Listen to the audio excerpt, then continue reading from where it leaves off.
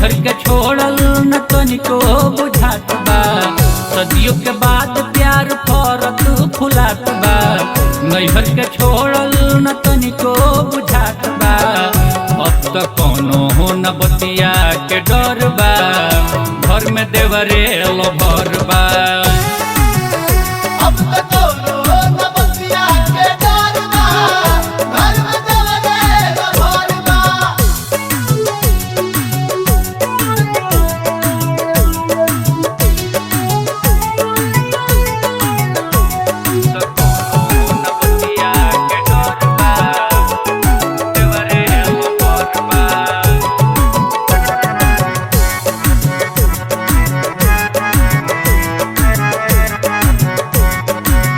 आवते ससुरवा हमर जाग गइल भाग हो।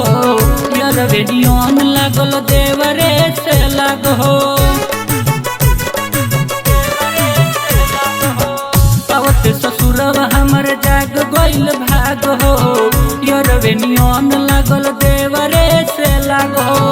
मन नहीं कर के तुनो बोली बतियाई। नहीं किसी आल तनिक के तनो सताई। रखल ध्यान हम पे आठो पहर बा। घर में देवरे लबर बा।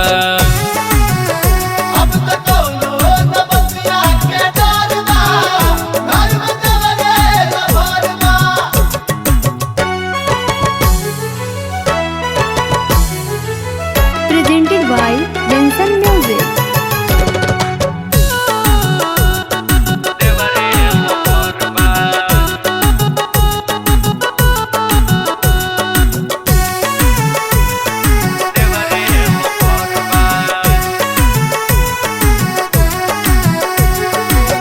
देखिए के देवरा के भर जाला पेट हो। देखते में मुहावा हमर कोली हल सेट हो। देखिए के देवरा के भर जाला पेट हो। देखते में मुहावा हमर कोली हल सेट हो। अखिए पर हतावे एक और सुरतिया।